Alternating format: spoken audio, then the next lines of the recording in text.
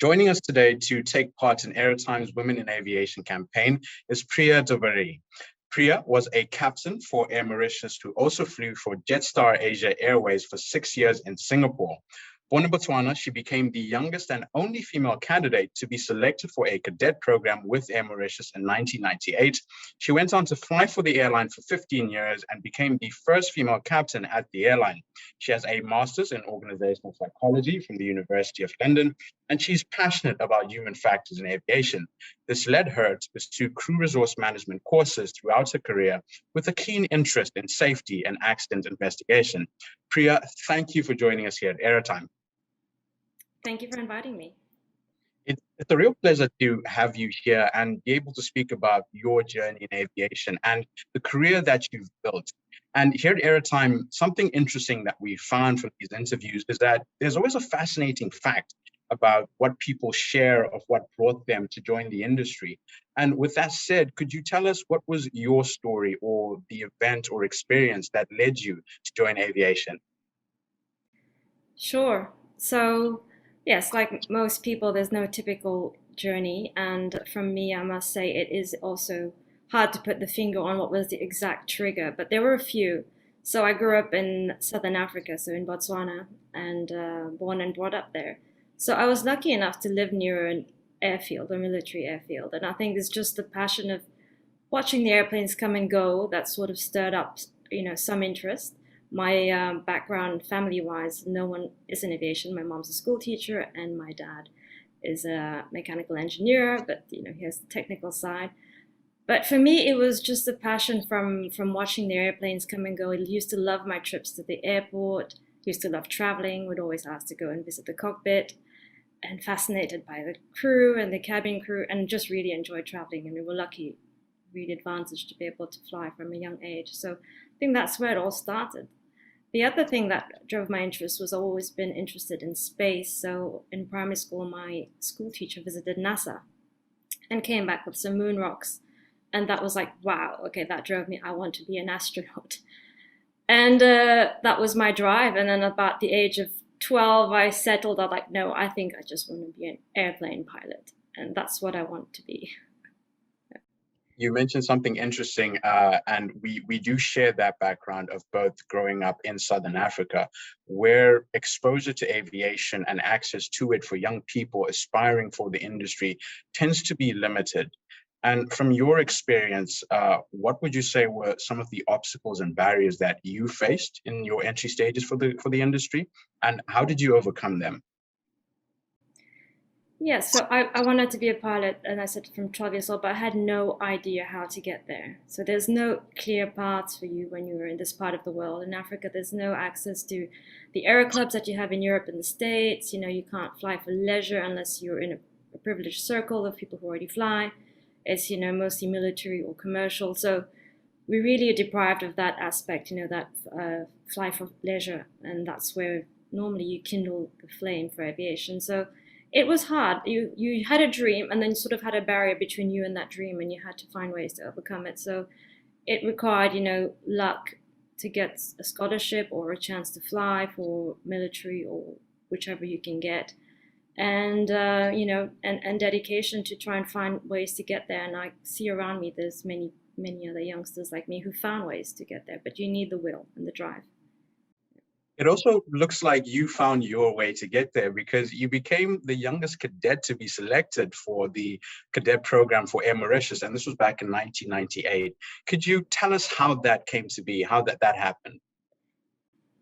Yeah, so, around my circle, when I would say I want to be a pilot, I always got a look of a bit of shock, not disapproval, but a bit of a surprise from people. So I kept saying it. And my parents were, yes, it is a brilliant job, but think about it carefully. They were not 100% keen. So I decided to start off after high school in a university program, which I got a partial scholarship for, and I wanted to do aviation science, and it was going to be giving me the possibility to maybe get a commercial license and fly for the university in University of St. Louis, Missouri. So I was on the scholarship program in Madrid, and I realized some friends called me and said, there is a cadet selection program now at Air Mauritius, and this has happened basically. It was 5 to 6 years of no hiring. So I was like, wow, they're finally hiring, and they convinced me to apply. So I applied from a long distance, and I had to come down and do the pilot selections, which were quite intense over 3 months. And all this while going back to my studies, so it was quite challenging. And at the end of the day, I was surprised that I was actually selected out of about 600 candidates, and I was one of the few. We were 5 of us selected. I was the only female. Yeah. And I just want to touch again on that, overcoming those challenges. There's always a sense of achievement when, you persevere through something, especially getting to the cockpit. How did you feel when you finally got to sit in the cockpit and get your hands behind the controls of an aircraft? Yeah. So flying school was tough. I can't say it was easy. So I went up to France and did my flying.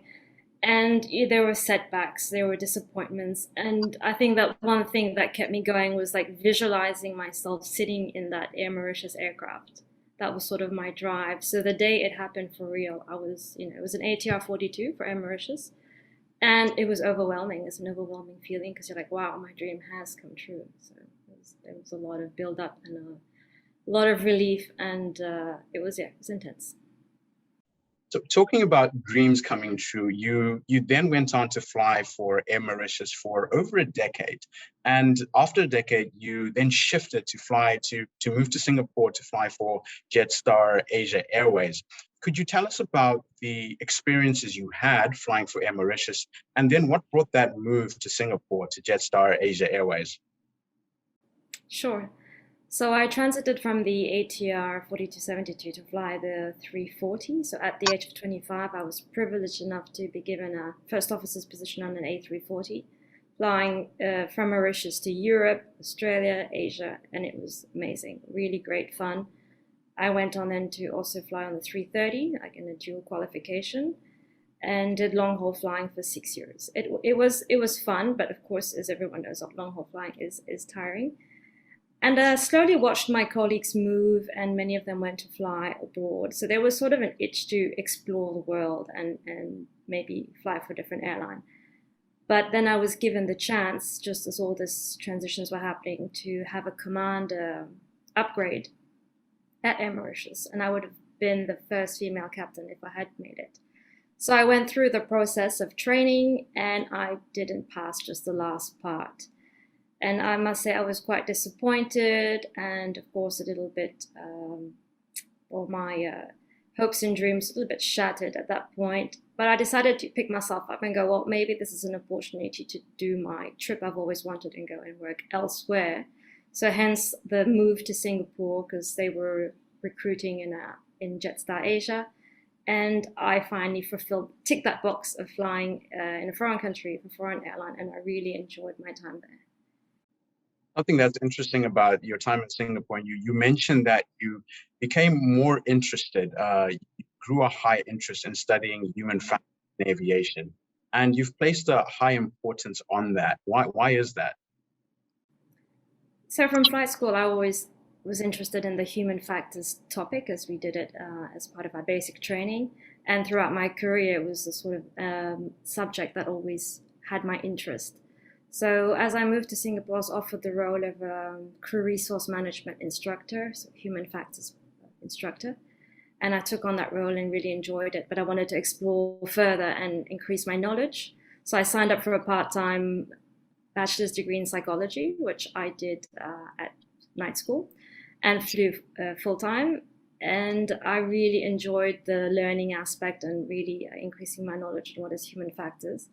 I went on to pursue a master's in psychology, so the one I did at University of London, and also during my flying. So it's really, for me, the interest of human factors, and I find that there's an interesting side of it. So I am now targeting a human factors role in aviation, which is called an aviation psychologist. So I'm going to be accredited soon. I've applied for accreditation.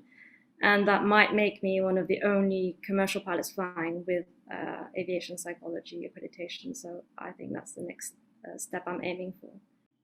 Could you tell us some of that work that you would do as an aviation psychologist? So an aviation psychologist can assist the aviation industry in various programs. So first of all, you find us in the selection assessment side. We work in accident incident investigations. We work in organizational structure. We work in training and implementation of certain new things such as change management. And yeah, it's a new sort of field, but it's been around for a good 40 years, but it's more talked about now. And I think after COVID, we're going to need it more than ever. I want to bring us back to your experience, well, your time in Singapore, because there was a lot of significance, and you mentioned this before. In your return, you went on to return to Air Mauritius from after flying for Jetstar for 6 years. But that return, there was a lot more that was behind the decision that you made. And for you, you said that there was a higher importance, not just for you making that decision but for what that decision would mean for other people. Could you tell us about that? Yes. So in my years in Mauritius before leaving, and also back in Singapore, we did quite a few campaigns of female pilots in aviation. And even in Singapore, there were not many female pilots in the aviation field. So I was once interviewed by the Straits Times about, female pilots and female captains especially. And I realized that back home, there was just a lack as well. So there were a few female pilots coming through, but very little. And I remember my times in the high school, how much interest I got, from the girls. And I feel like there was a need to be a role model. There was a need to come back and fly for my national airline to show Mauritians, Mauritian girls, Mauritian women that, hey, this is a job for women as well. And I want you to just expand on that, becoming a role model, because you were the first female captain for Air Mauritius, and you went on to establish support groups with the community of women and pilots that were around you. Could you speak about how important that was in supporting your career and theirs? Yes, I think being the only female captain, I was a role model for many girls, and I think I've heard of a lot of girls who've gone into flying. I think I went into flying after seeing female pilots as my role model. So I think I've also led other women to choose flying, and I'm really happy for that. So I set up a group here with the female pilots, and we did some meetups, just chatting, sharing our experience. Also back in Singapore, I did the same, and I feel like I support and show the role model that many women would like to be. And I think it's important that women help each other. So I'm in two female pilot organizations worldwide, and I realize the importance of these things. We are in minority, and if you would like to hear the figures, it's very low. So we need all the support we can get. Talking about getting that support, and just to give a comparison with 10 or 20 years ago, are airlines in Africa today, are they doing more to further women in the industry and create that equal work environment? Are they doing more, and is it enough? There is a drive to get more female into aviation. So we're starting in Africa by using the STEM subjects, so science, technology, engineering, mathematics, from a young age. But we are way behind the curve, and the pandemic has not helped. So just a recent census, we had 1% of female pilots. So 1% out of 100. So it's very low on numbers. And I think worldwide, we're not above 6% of female pilots. But Africa's got a long way to go. And there is the drive, but we need to have the means, not just the drive. And we need, to come from the top. And what change, looking at that drive and those means, what change would you like to see take place in airlines with regard to women in aviation? So it's coming across the industry now that they realize, that there has to be a sort of a reverse preferential system to favor females to get these jobs. It might seem unfair, but I think it's the only way to really change the trend, to even get the numbers, because I think the aim is now to have 25% females in the industry by 2050, and I think we're a little bit behind on the time on the race there, but there needs to be big changes done from the top down, and I mean government, I mean UN agencies, to increase the education, access to airfields, access to leisure flying, scholarships. It has to come from the top, and I think for Africa especially. And something that you mentioned that I thought was very interesting about your career and your perspective on the industry, you said that your perspective changed when you were exposed to more female organizations worldwide that are pushing forward the agenda for women in aviation. Could you tell us about the before and after of that experience?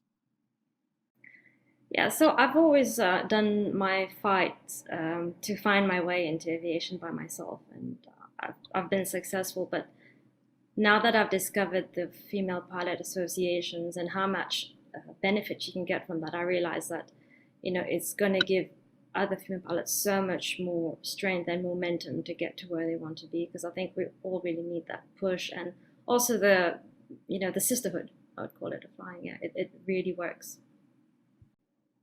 And something also that you've invested a lot of time in is mentoring and coaching, and including the work you've done with a nonprofit organization, Brazilian Pilot, and its work in the industry. Why is mentoring and coaching so important for you? Right, so I would have appreciated having a coach and a mentor in my career, so that's the first drive. But secondly, sitting down and watching what's going on with the pandemic and the aviation industry, I felt the need and I felt I had to do something. So I did quite a few things. I took up a coaching course, mentoring course with the Female Pilot, the Professional Pilot Leadership Initiative. I also did coaching, and I joined Resident Pilot, and I am doing mentoring with them. And I've also set up a peer support program for the pilot union in Mauritius to help people with their mental health and the mental well-being as we brave this pandemic. And I think these were essential things to be done.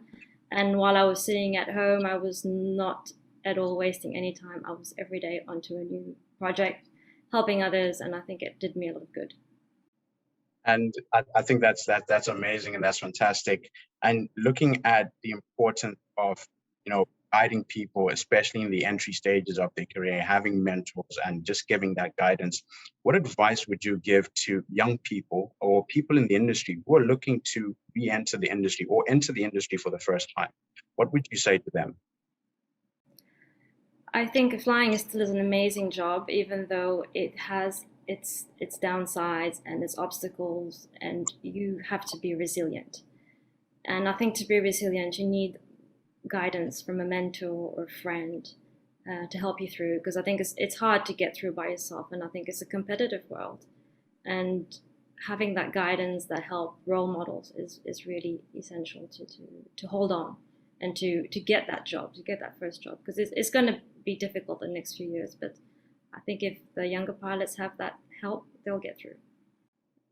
Priya, well said. I just want to say thank you for joining AeroTime today and for taking the time to share your story and thoughts with us.